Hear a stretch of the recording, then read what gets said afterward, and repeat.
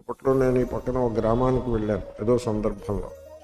అక్కడ ఒక సంస్కృత పాఠశాల శత జయంతి సందర్భంగా వెళ్ళాను. ఆ పాఠశాలను నిర్వహించి స్వర్గానికి వెళ్ళిన మహాపురుషుల యొక్క విగ్రహం ఒకటి గలదు. దానికి నేను ముఖ్య అతిథిగా వెళ్ళాను. దానికి మాల వేయడం, చెరువు గట్టున ఉంది విగ్రహం, దానికి మాల వేయాలంటే అక్కడ మెట్లేవో ఎక్కి మాల వేయాల్సి ఉంటుంది. మాల వేశాను, మాల వేసి దిగాను. వాళ్ళు ఒకే మాల పట్టుకొచ్చారు. సరే ఆ మాల ఏదో అక్కడ వేసేసాను. ఆ పక్కనే అంబేద్కర్ మహాశయుని యొక్క విగ్రహం ఉంది.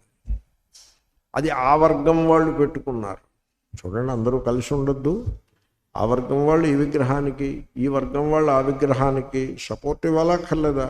మా విగ్రహం మాది, మీ విగ్రహం మీద అన్నట్టు ఉండకూడదు. మనందరం ఒకటనే అభిన్నత్వంలో ఏకత్వం ఉండాలక్కర్లేదా? మళ్ళీ కన్వర్షన్స్ పెరిగిపోయాయని మళ్ళీ గగ్గోలు పెడతారు. ఎందుకు పెరగవు? ఇలాగా మనం ప్రవర్తించడం వల్లనే పెరిగినాయి. నేను వెంటనే ఇంకొక మాల కావాలంటే ఎక్కడి నుంచి పట్టుకొస్తారు మాల అప్పటికప్పుడు? అయితే నాకు పూర్ణకుంభ స్వాగతం ఒకటి చెప్పారు. ఆ పూర్ణకుంభానికి బంతి పువ్వుల మాల ఒకటి వేశాడు ఆ పండితుడు, ఆ పురోహితుడు, బుద్ధిమంతుడు. ఆయన అక్కడెక్కడో ఉన్నాడు. పూర్ణకుంభం అయిపోయింది కదా, ఇంకో నిమిషం అయితే వెళ్ళిపోతాడు కూడా. ఆయన్ని పట్టుకున్నాను, ఇలా రండని. ఆయన పూర్ణకుంభం పక్కన పెట్టకండి, తీసుకురండి అన్న. అది తీసుకుని వచ్చాడు. దాని పని అయిపోయింది అప్పటికే. ఇప్పుడు ఆ పూర్ణకుంభానికి వేసిన మాలను నేను చిక్కించుకుని మళ్ళీ మెట్లెక్కి అంబేద్కర్ మహాశయునకు మాల వేసినాను గ్రామం ప్రజలందరి ముందు.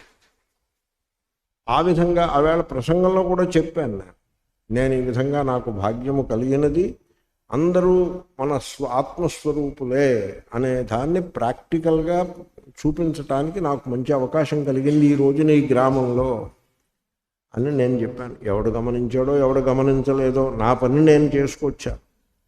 కాబట్టి అటువంటి ఏకత్వాన్ని మనం కలిగి ఉండాలి తప్ప ఎవరిని దూరం పెట్టకూడదు. గోడలు కట్టుకుని ఆ గోడలతో మమేకమై జీవించనే రాదు. లిమిటెడ్ బౌండరీస్ తోటి ఐడెంటిఫికేషన్ చాలా తప్పది. సో మీరు ఎలా ఉండాలంటే ఈ సృష్టిలో ఉండే సర్వము నా స్వరూపమే, all existence is my self అనే పద్ధతిలో ఉండాలి.